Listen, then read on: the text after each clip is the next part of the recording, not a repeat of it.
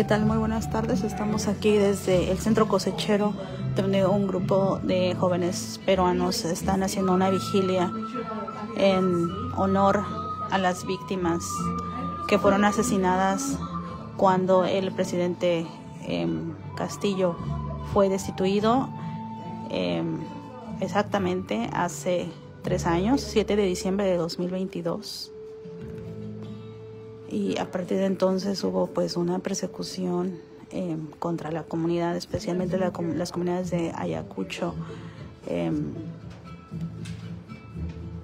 y donde desafortunadamente la fuerza policial contra estas comunidades fue brutal. Y pues bueno, como podemos ver ahí al fondo hay algunas fotografías de estas personas que desafortunadamente perdieron la vida. Ok, ¿sí me escuchan, verdad? Sí. Bueno, buenas tardes a todas, todos. Estamos aquí presentes en este día muy importante, ¿verdad? Es un domingo y también, no cualquier domingo, es un día que venimos aquí a poder abrir este espacio comunitario que es el espacio del Movimiento Cosecha. Para las personas que no saben qué es el Movimiento Cosecha, es un movimiento descentralizado a nivel nacional que lucha por el respeto a la dignidad y la protección permanente, ¿verdad? Para todos, no solamente para un grupo, sino para todos, y no temporal, sino permanente. Entonces queremos darles las bienvenidas a los grupos que están presentes, como Calpawan, los compas de Semilla Roja, también Rebeldía Radio, Radio Cosecha. Y si me olvido de alguien, por favor me ayudan.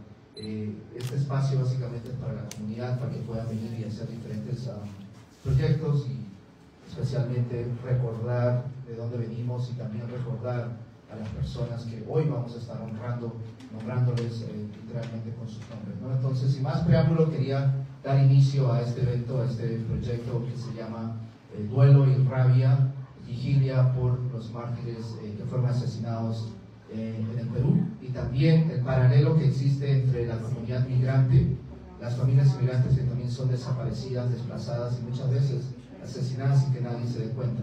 Muchos de ellos yacen en el desierto, en la frontera, y otros que pudimos llegar hasta acá somos también criminalizados, perseguidos y muchas veces desaparecidos, como estamos viendo con estas redadas de la migra, ¿no? Entonces, muchas gracias por venir, el espacio es suyo y comencemos el evento. Muchas gracias.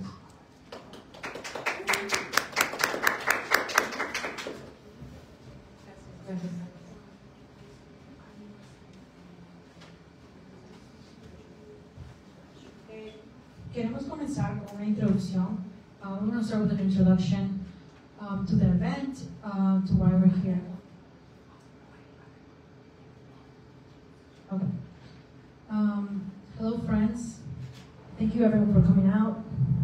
We're here today to honor the martyrs of the 22 and 23 massacres and the hundreds of Peruvian and thousands of our siblings from the region and throughout the world who remain kidnapped in for-profit detention centers. December 7, a day like today, has forever been imagined into the memories of Peruvians at home and abroad. The first rural Cholo presidente not tied to the political and economic elite in Lima, who had won on the call for no más pobres en un país rico, which is no more poor people in a rich country, was ousted in a dramatic coup by the right-wing Vende Patria. US-backed Congress and members of the military who aimed arms at Castillo's young daughter and arrested the still current president. This news erupted throughout the country, but was most felt in the rural provinces of Peru Profundo, the forgotten rural regions that have voted overwhelmingly for the first world president, speaking to their material needs. The Cerros descended onto the capitals and the city centers of their regions to protest this parliamentary coup. They did not buy the facade of the so-called self-coup that the bought-out mainstream media was pumping to justify the motion to vacate, to remove Castillo, once and for all. after 2 previous failed attempts.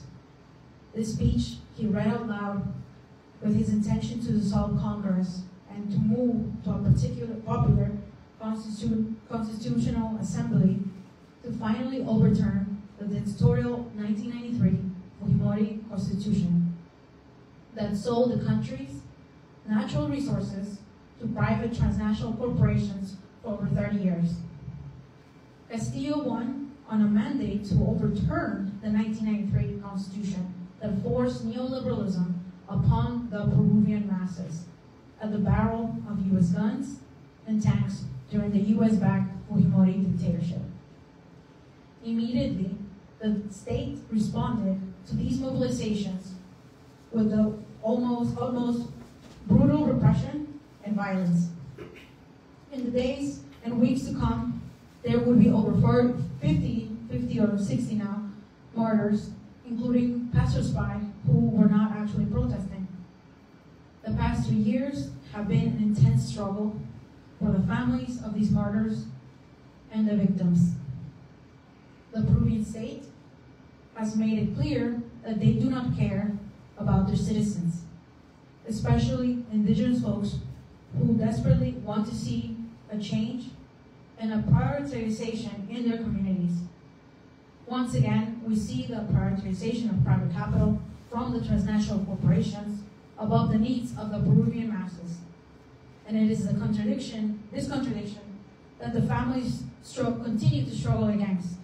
So once again, thank you for being here today, and thank you for building with us. So now we're going to start reading the names out loud of the people that we have here behind us. We're going to take turns in reading the names. So we're going to do first name, last name, the state that they were murdered, and also their age. And after that, in unison, I want to invite everyone to say presente. Okay? So we're going to start with compañera Claudia, and then after that will be Lorena. So I'll just pass it to her. Peace, everyone. All right, we're going to get started with some of the folks. Becca Romario, Apurimac, 18 years old. Presente. David Atequipe Quispe, Apurimac, 15 years old. Presente. Roberto Pablo Medina Yanterbuy, Apurimac, 16 years old. Presente. John Eric Enciso Arias, Apurimac, 18 years old. Presente. Wilfredo Lizarmen Barbosa, Apurimac, 18 years old. Presente. Miguel Arcana, Arequipa, 23 years old. Presente. Carlos Huamán Cabrera, La Libertad, 26 years old. Presente.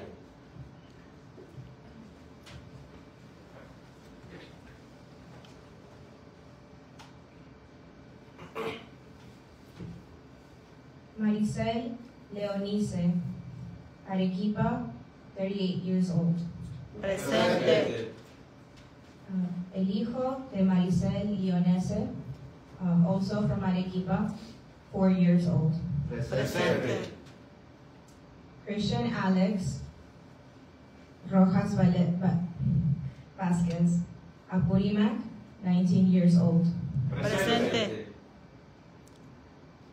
Lucio Quispecayo, Cusco, 32 years old. Presente. Efren Cruz Cabrera, Cusco, 45 years old. Presente. I'm going to ask one of Claudia or... Yeah.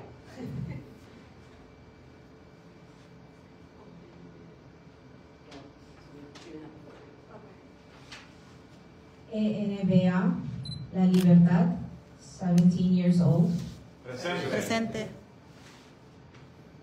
José Luis Aguilar Yucra, Ayacucho, 20 years old.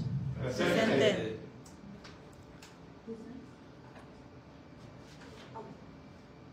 I will call now my comrade Tupac to read the next names.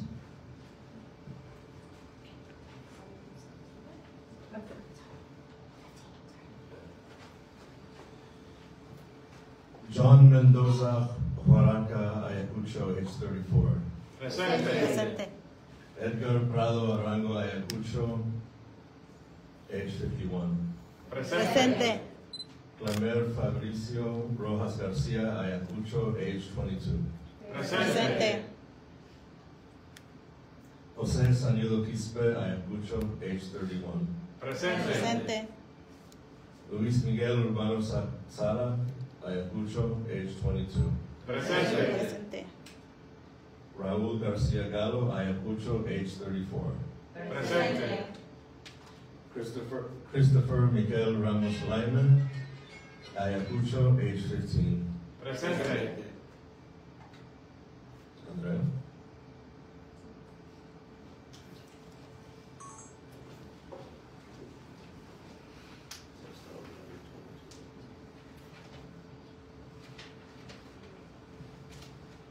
Johnny Rosalino Cardenas Escobar, La Libertad, 51 años. Presente. Leonardo David Ancochaca, Ayacucho, 27. Presente. Isabel Paucar Salviado, Cusco, 89. Presente. Jonathan Telo Claudio, Junín, 17. Presente. Diego Galindo Vizcarra, Junín, 45 años. Ronaldo Franklin Barra Leiva, Junín, 22 años. Y Javier Dal Silva Cádamo, Arequipa, 30 años. I will call on Percy to read the next names.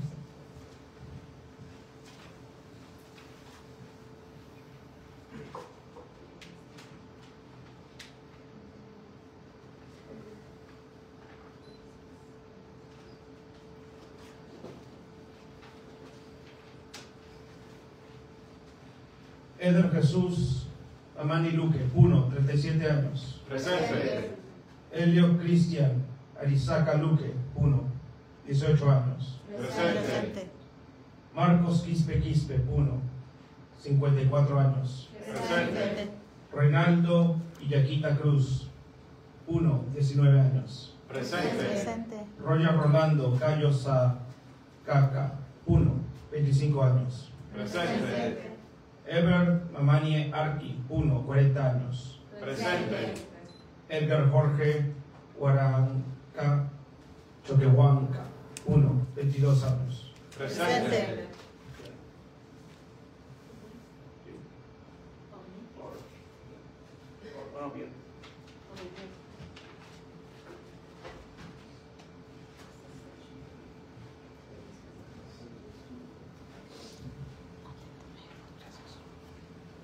Eder Jesús Mamani Luque, 1, 37 años.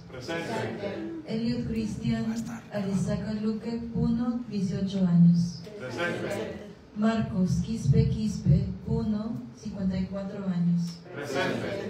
Reinaldo Illaquita Cruz, 1, 19 años. Roger Rolando Cayosacaca, 1, 25 años.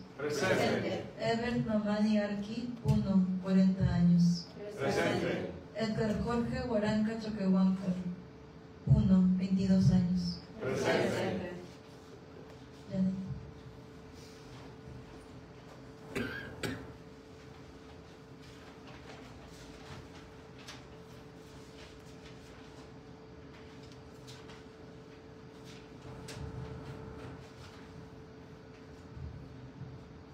Giovanni Gustavo Illanes Ramos, 1, 38 años.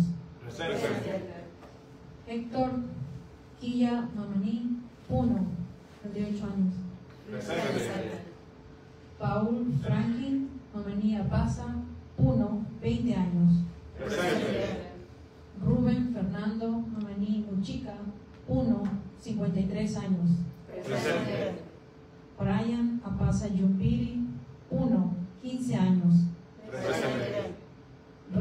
Candia Guevara Jusco, 50 años. Presente. José Santos Medina Vega San Martín, 39 años. Presente. Voy a llamar al compañero Carlos Iquique.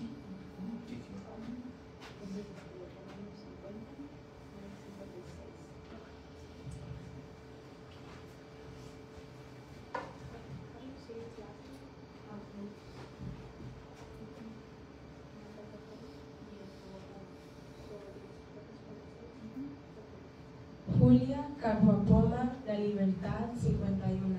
Presente. Sonia Aguilar Quispe Puno, 35 años. Presente. Salomón Valenzuela Chua Puno, 30 años. Presente.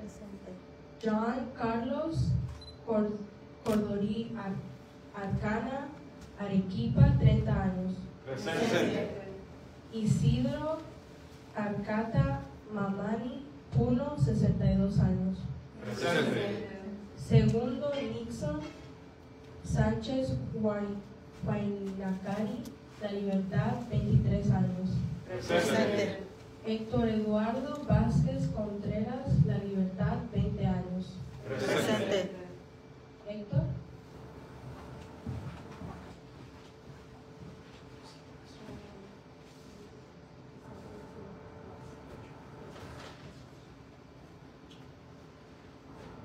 Jesús Manuelito Morales Vega, La Libertad, 23 años. Presente. Celso Landuray de la Cruz Sabadera, La Libertad, 22 años. Presente. Herbert Alex Sánchez Villanueva, La Libertad, 54 años. Presente.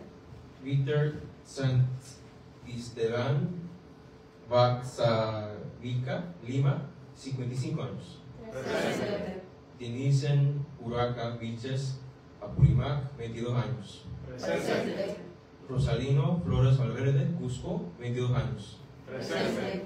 Manuel Kia Ticuna, Lima, 35 años. Presente.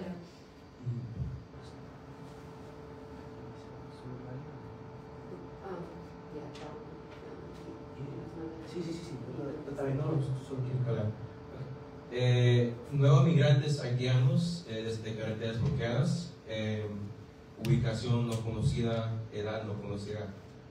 Presente.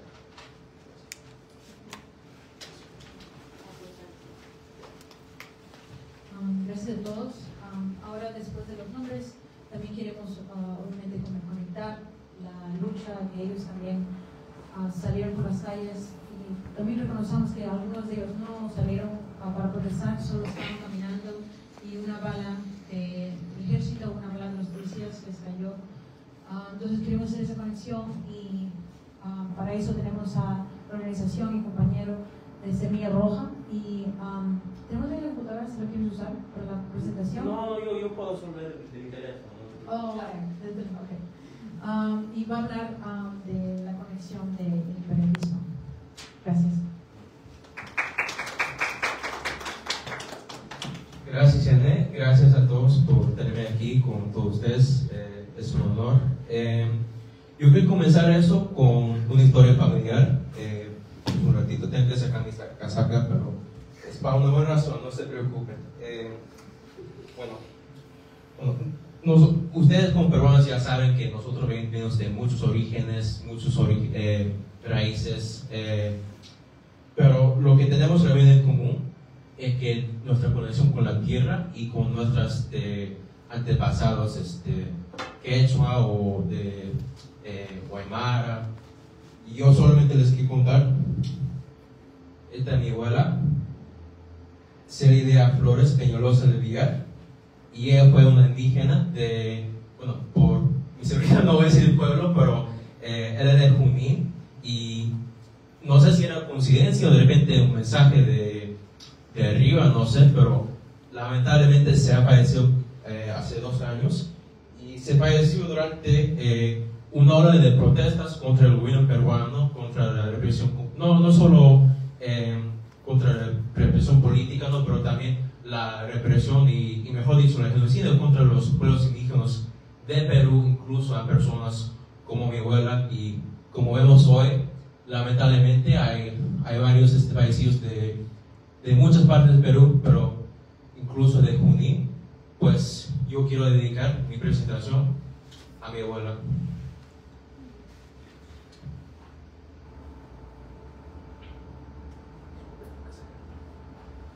Pero ahora sí, yo voy a comenzar con mi presentación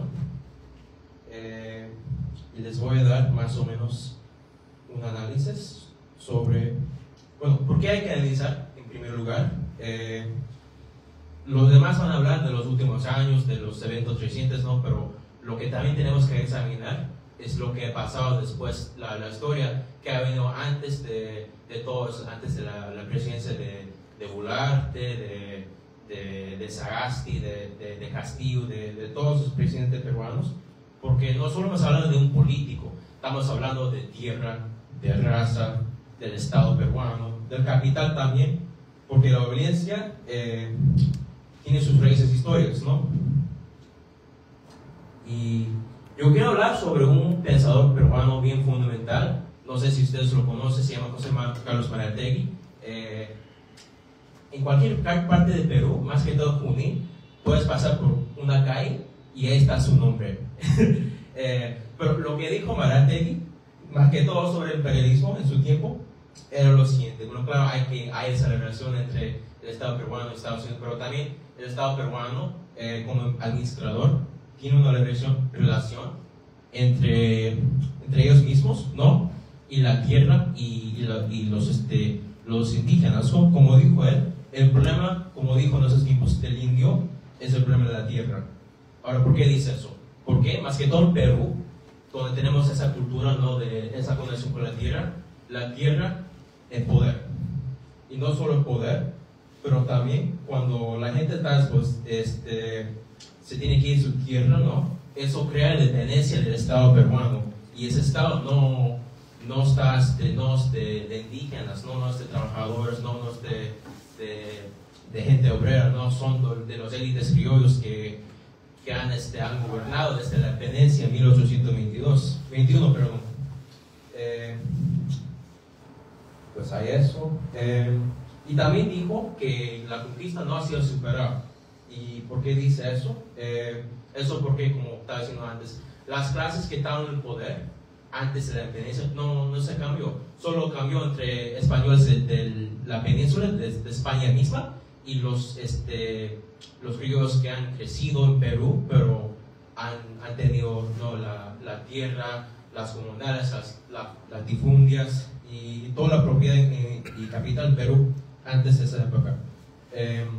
Entonces, todavía las comunidades indígenas siguieron desposeídas y el Estado defendió la propiedad, no el pueblo. Y ese es un tema que todos estamos viendo hoy, que durante todas las manifestaciones, hasta dicen las noticias mismas, que, pero mira qué hicieron esos manifestantes, ¿no? Que mira qué daño hicieron a la propiedad privada, pero ¿por qué no hablan de todo el daño y todo el dolor que hace a la gente, que solamente está en la calle para defender sus derechos y su familia y su interés, ¿no? Como gente obrera?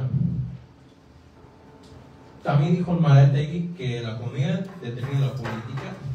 ¿Y qué depende de la economía peruana? Depende de varias cosas, pero las tres mayores que yo veo son la minería, las concesiones y el capital extranjero. Principalmente, históricamente, capital del Reino Unido, de Estados Unidos y ahora más de China, como construyeron ese puerto en Shanghái, y ahora toda esa mercancía china está viniendo de China a Perú y de Perú a Brasil, de Brasil hasta Europa. Y como la economía peruana está organizada de esa manera, ¿no? Alrededor de esas cosas, pues significa que las Fuerzas Armadas, esa arma del Estado, ¿no? De violencia, dependen no del pueblo, no de las comunidades, no de los indígenas, pero a la extracción, al negocio, al capital. Y ahora voy a hablar un poquito más del imperialismo, porque no solo extrae, solamente reorganiza el Estado y no solo del Estado imperialista de países como Estados Unidos, Reino Unido, pero también del Estado Perú, que es, bueno, no me gusta decirlo, pero es un títere de ese Estado estadounidense, ¿no? Es un títere en el sentido que tiene que seguir la doctrina militar que manda Estados Unidos, el Monroe Doctrine, sus leyes y también la inteligencia.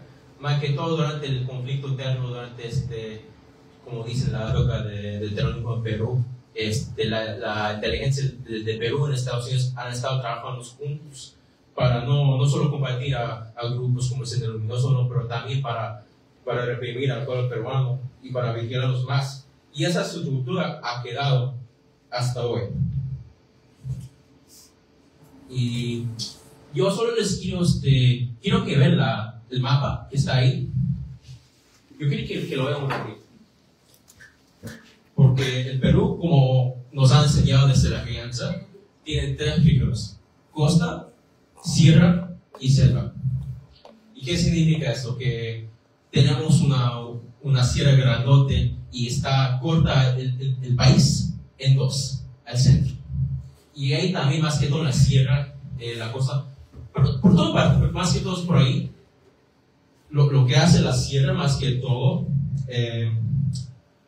hace que toda la violencia, donde está toda la minería o toda la producción de coca, por ejemplo, en los valles ahí por la sierra, ahí está el Estado, ahí está lo reprime, hay mandas del ejército, las policías, y la mayoría que está metido en eso, que son las víctimas de esa violencia, claro que son los indígenas, los campesinos, la gente que solamente están tratando de sobrevivir.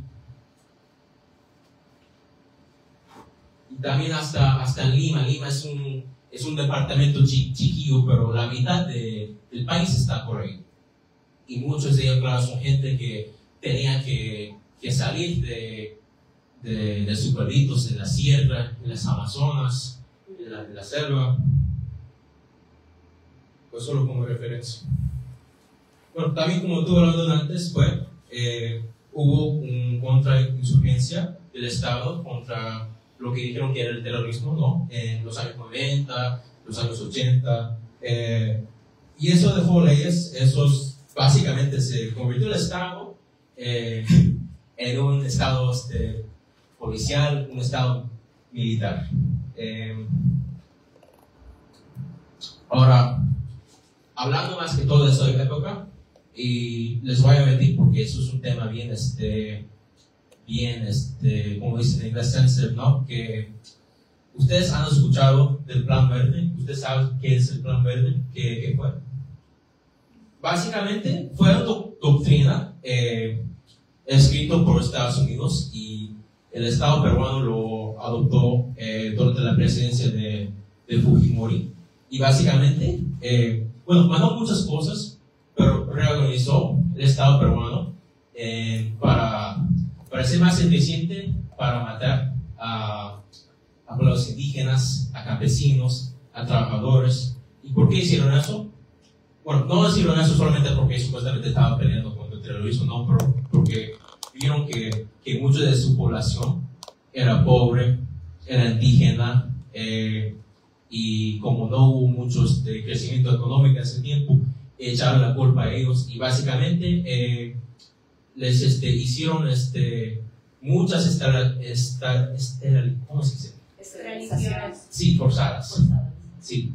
Y afectó lamentablemente a muchas mujeres indígenas.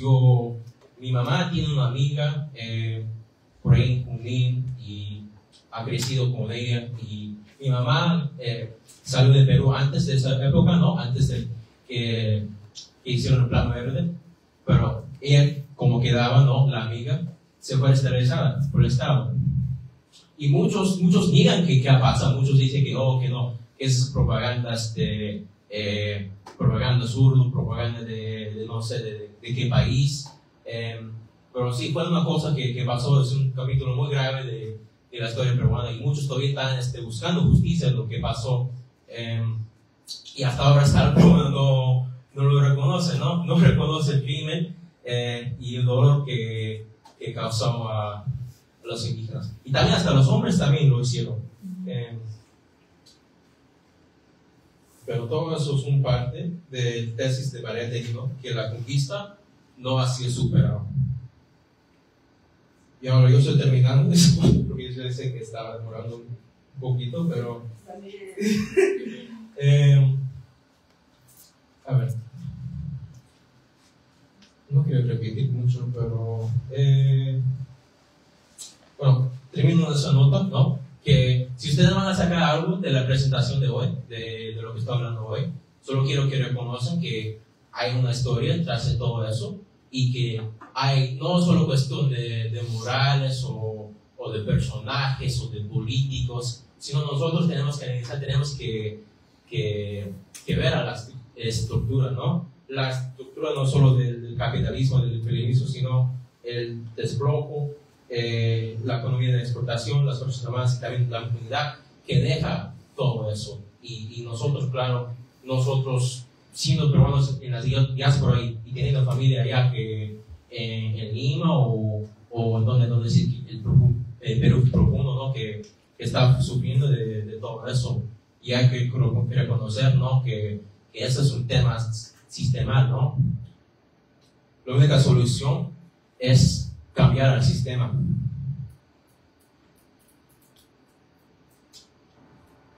Y ahora, y por eso insisto, ¿no? Comprender el imperialismo es ver continuidad colonial y también crear solidaridad con los pueblos indígenas, con los trabajadores campesinos de Perú y también solidaridad con gente como esos migrantes haitianos que salieron con los peruanos en la calle, con nuestros hermanos y hermanas en Venezuela que están sufriendo de toda la maldad que está haciendo Estados Unidos, con el pueblo palestino, ¿no? que hasta ahora le están haciendo genocidio el Estado de Israel, y a todos los pueblos oprimidos del mundo. Eso es todo. Gracias. Muchas gracias, jefe del señor Roja. Ahora quiero traer a la compañera Claudia de Calpawan. Nos va a hablar de la conexión y la historia de Perú, que es bien compleja, pero en los últimos 30 años, perdón, 3 años, sorry, le agregué un cero. 3 años, los últimos 3 años. Que nos diga cómo llegamos aquí. Gracias, Claudia. Gracias. Buenas, lo tenía eso en español o en inglés antes, pero ahora vamos a hablar en español.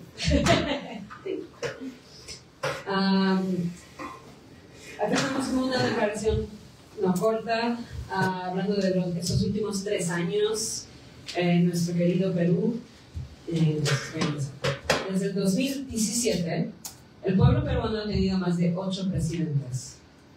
Impuesto por la dictadura de Fujimori y su constitución del 1993, que le permitió subvertir la voluntad popular, la inestabilidad política de Perú fue moldeada por los intereses estadounidenses y occidentales, que luchaban por dividir y explotar los recursos naturales y la mano de obra peruana.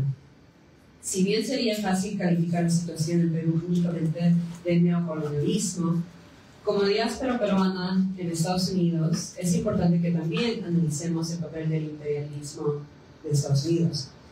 En 2021, Pedro Castillo, docente y líder sindical, realizó una campaña histórica y obtuvo el voto de las masas rurales. Incluso antes del inicio de su presidencia, Castillo se enfrentó a una oposición intervencionista y feroz por parte de Fuerza Popular de Fujimori, el partido Fujimori, y otros partidos de la extrema derecha. El 28 de julio, Perú celebró su 2004 aniversario de independencia del dominio colonial español. En ese tiempo, dentro del Congreso, en ese tiempo la presidenta más impopular del mundo, Dina Boluarte, pronunció un discurso de 5 horas, más de 5 horas, en el que prometió, entre otras cosas, lanzar una serie de proyectos de infraestructura para impulsar la economía. Afuera, la realidad era completamente distinta. manifestantes, delegaciones de campesinos, familiares de mártires y víctimas del sur, organizaciones de sindicatos, vecinales y otros colectivos se congregaron en el centro de la ciudad para escuchar el mensaje del presidente destituido Pedro Castillo, transmitido desde la prisión penal Barbadillo, donde ahora ya fue comentado, donde llevó detenido preventivamente desde el 7 de diciembre de 2022. Desde el golpe de Estado de derecha respaldado por Estados Unidos contra el presidente democráticamente electo Pedro Castillo, Perú ha caído en una crisis de inseguridad a manos de grupos paramilitares o supuestas pandillas utilizadas para justificar una militarización cada vez mayor bajo los objetivos del Departamento de Defensa y el Comando Sur. Una de las oradoras, una delegada de Puno, denunció la división entre quienes, como ella, vinieron del sur para defender su patria y aquellos que venden el país para las corporaciones que roban y saquean. Nuestras voces, la voz de nuestro presidente, aunque tengamos que escucharla a través de un micrófono, millones de peruanos han querido oír ese mensaje presidencial. ¿Saben por qué, hermanos? Porque el hermano presidente Castillo, secuestrado, representa a 33 millones. Respeten nuestros votos. No es por fanatismo, no es porque seamos castillistas, no es porque representa a una clase política, sino porque representa a todo el pueblo, queridos hermanos. Entendiendo estos, nosotros, los pueblos originarios, nos sentimos orgullosos de nuestra identidad cultural. Somos hermanos, no por tener el mismo padre, sino porque somos peruanos, con la misma cultura, las mismas costumbres, la misma lucha, la fuerza para defender nuestro Perú. Nosotros no destruimos Perú, no saqueamos Perú, no robamos a Perú. Nosotros cuidamos, coexistimos con la madre tierra, trabajamos la tierra para que el pueblo coma, criamos a nuestros animales con amor y por eso no pueden decir que vinimos a la capital para destruir el país. Los que destruyen están allá, los que roban están allá, los que saquean están allá dentro del Congreso. Desde la destitución de Castillo, en este golpe respaldado por Estados Unidos, orquestado por el Congreso controlado por la ultraderecha y en ese tiempo Boluarte, la presencia de militares y bases estadounidenses no ha hecho más que aumentar. Esto no solo ha implicado el despliegue de miles de tropas, sino también amplios acuerdos de cooperación militar conjunta. Es imposible no ver el cerco del Triángulo de Litio por el Comando Sur y Estados Unidos como un ataque deliberado contra la soberanía de los pueblos de estas tierras ricas en recursos.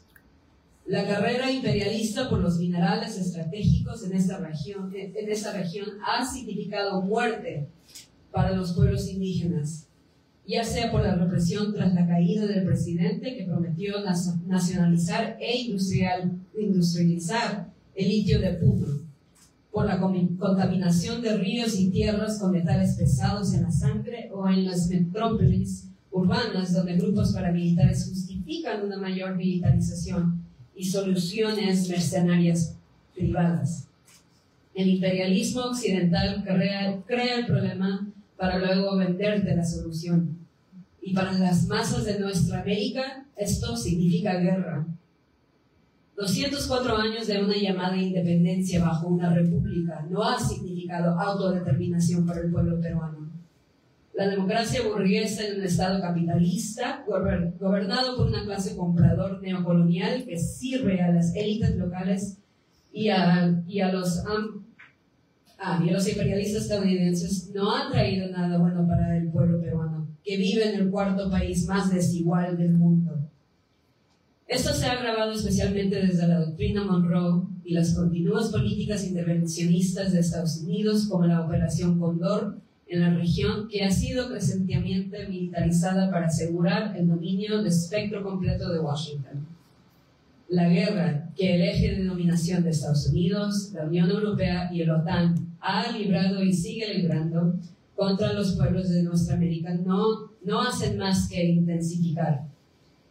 Solo una lucha antiimperialista, unificada y coordinada puede derrotar esta guerra y convertir nuestra América en una zona de paz, desde abajo, unificando todas nuestras luchas.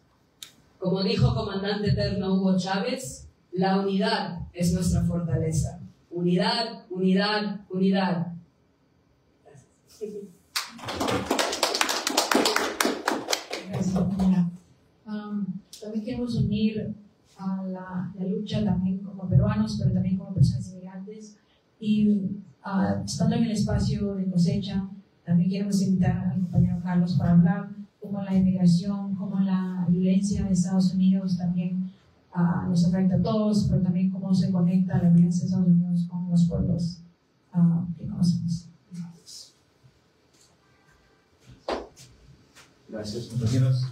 Bueno, como decía la compañera Jan, es muy importante recordar que esta violencia del Estado no solamente es un suceso que pasa en Perú, sino en todas las latitudes donde el pueblo se levanta y exige dignidad y respeto, ¿verdad? Y el pueblo migrante también es extraño a estos abusos del gobierno. Lo vemos en Estados Unidos ahora más palpable, más violento, más cruel, más descabellado, con las redadas, con el terrorismo de Estado que básicamente están trayendo a nuestros vecindarios, ¿verdad? Entonces escribimos algo aquí como Movimiento Cosecha, y también quiero recalcar que el Movimiento Cosecha no se casa con ningún partido político, no bailamos con los políticos, eso es uno de nuestros 14 principios.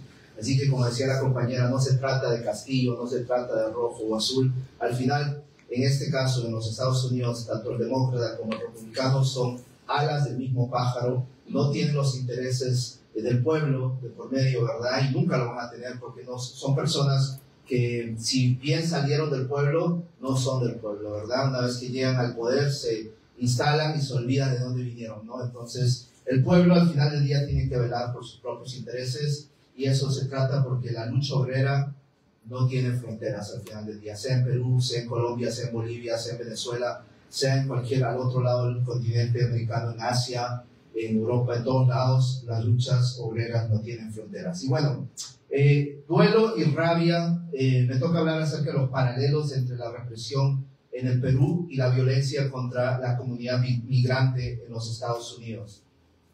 Compañeros, nos reunimos esta tarde como comunidad, como diáspora, para honrar el duelo y la rabia que cargamos. Recordamos a quienes murieron durante las protestas en el Perú en estos últimos años de convulsión política. Como ya lo han denunciado familiares, colectivos sociales y organismos de derechos humanos. También recordamos a las personas migrantes, a nuestras familias, que hemos salido de nuestros países desplazados y empujados a la incertidumbre de un futuro sin saber qué nos va a pasar.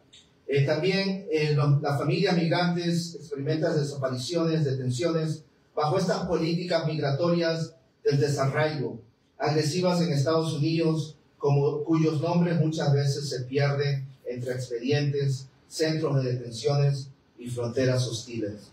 Nuestro duelo es uno, porque las violencias están conectadas, no son episodios aislados, no son cosas desconectadas, ¿verdad? Son expresiones diferentes de un mismo sistema que castiga la disidencia, la pobreza y la movilidad humana.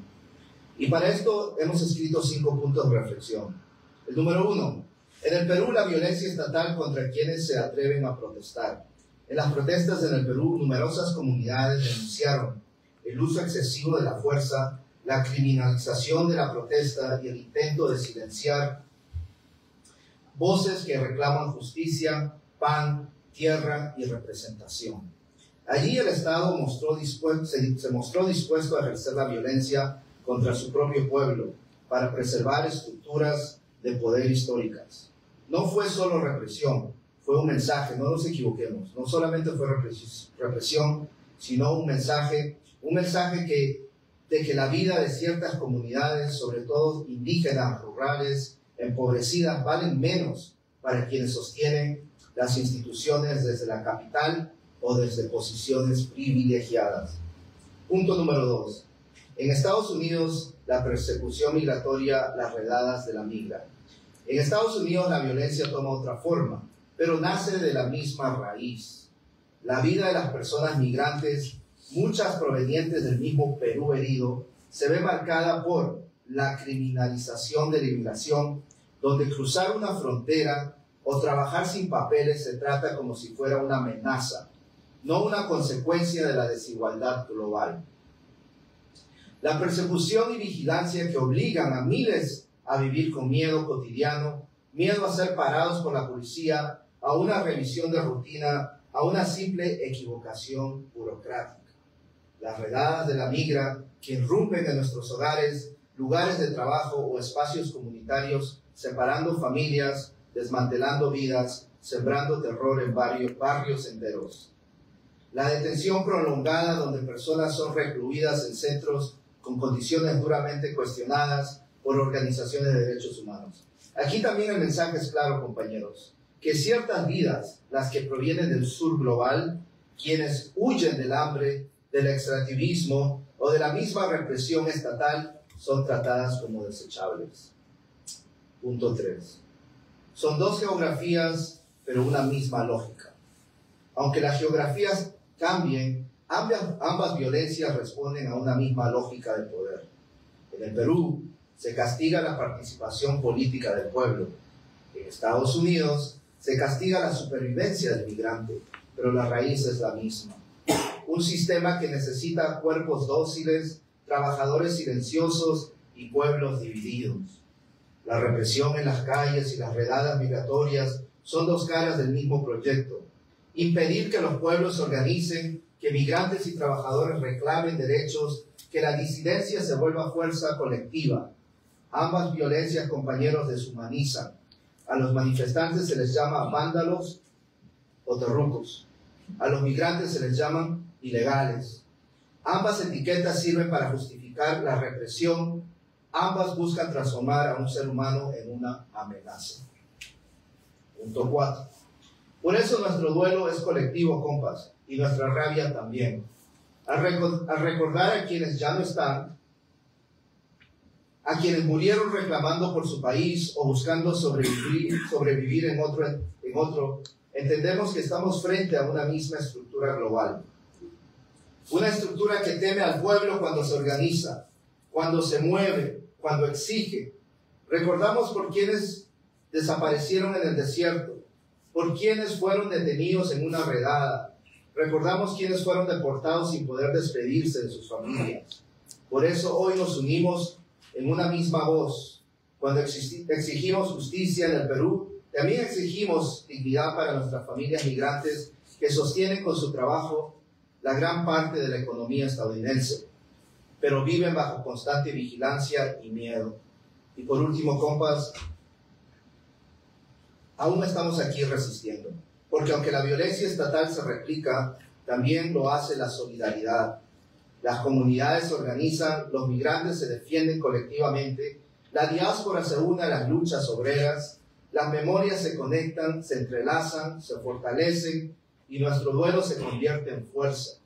Nuestra rabia se convierte en organización comunitaria, nuestra memoria se convierte en resistencia, porque todo esto está conectado, porque nadie está solo, porque la dignidad es más fuerte que el miedo, pero sobre todas las cosas no olvidamos y no nos rendimos. Compañeros, esta es una lucha que todavía queda mucho por recorrer, pero siempre la tenemos que recordar de lucharla juntos, unidos y sobre un solo punto: la libertad, la justicia y el respeto. Muchas gracias. Muchas gracias, Carlos. Muchas gracias a todos. Esa es la última parte que tenemos del programa. Adicionalmente, solo queríamos anunciar que la página que estábamos enseñando es un proyecto de un colectivo de artistas en Perú que hicieron un proyecto de fotos que ellos mismos hicieron como que usando los casos actuales de los mártires, tomaron fotos para enseñar en qué parte específicamente de su cuerpo habían sido balaceados. Entonces, por favor, pueden usar la computadora para chequear cada caso. Hay una línea también, una línea de tiempo que pasó en el año 22 y 23. Ya podemos también mandar la página después, porque es una, ¿cómo se dice? Hay que recordar, hay que tomar espacio para para no solo obviamente nombrar, pero también detallar lo que pasó para no olvidar esos detalles que es necesario. También tenemos unos recursos de que, no sé si compa Héctor quieres hablar del folleto. Y también tenemos un proyecto de Calpawan para ver si quieren conocer más de Calpawan. Está allá afuera, está en inglés español de lo que luchamos y también un poquito de la situación de Perú. Muchísimas gracias. No es mucho, pero solo que ustedes, como los que están viendo de política más que todos, que organizaciones migratorias como Cosecha y Dyer, que están por ese área y tienen los recursos de conocer sus derechos y la libertad rápida. Y tenemos aquí, como explicó la compañera, un lado del folleto, ¿no? que tiene toda esa información con la línea directa para llamar cuando haya una redada, pero también, y lo que hicimos nosotros en Semilla Roja, con nuestra red, hemos traducido el folleto en quechua. Porque me sorprende, hasta a mí me sorprende ver eso, porque desde cuando yo comencé a hacer ese trabajo de la libertad rápida, de los derechos migrantes, no hace mucho tiempo, nunca pensé que iba a haber algo como eso y todavía que iba a haber ese tipo de recursos, no solo para los hispanohablantes, ¿no? Que muchos migrantes son hispanohablantes, pero también para los migrantes indígenas, los migrantes que no hablan inglés y solamente hablan un poquito español, y aunque muchos de ellos tampoco se pueden leer, por lo menos si estás en la calle o estás hablando con uno de ellos y estás buscando ayuda, ¿no? Por lo menos ustedes se pueden leer esa información en quechua y ojalá que ellos se entiendan. Ya lo probamos nosotros, más que todo por las áreas en Patterson y Nueva York, en Manhattan, y parece que sí, que los quechuas hablantes sí pueden entender lo que dice aquí. Y también más adelante queremos traducir más en otros idiomas indígenas de otros países también, no solo de los idiomas indígenas de Perú. Gracias. Gracias. Sí, ahí afuera pueden coger algunos. Tómenle foto y pónganlo en sus redes sociales para compartir. ¿Qué más? Tenemos acá solo las flores. Vamos a estar acá, creo que una hora más. Tenemos el espacio abierto. Aparte de esto, también tenemos chocolate caliente, sí, que todavía queda. Y así, solo abrimos, compartimos a la comunidad, compartimos a recursos, y es necesario tomar este espacio. Así que muchas gracias por venir. Y quiero terminar, no sé si me pueden ayudar con una arenga, con un chance, ¿no? Solo tengo una en mente, así que si alguien tiene otra me avisa. Tengo uno de Concepción en Pueblo Combativo, otro más, cada vez con las otras la sangre de la marcha, es verdad. Ok, so terminamos con esa y vamos a comenzar con Concepción, el Pueblo Combativo.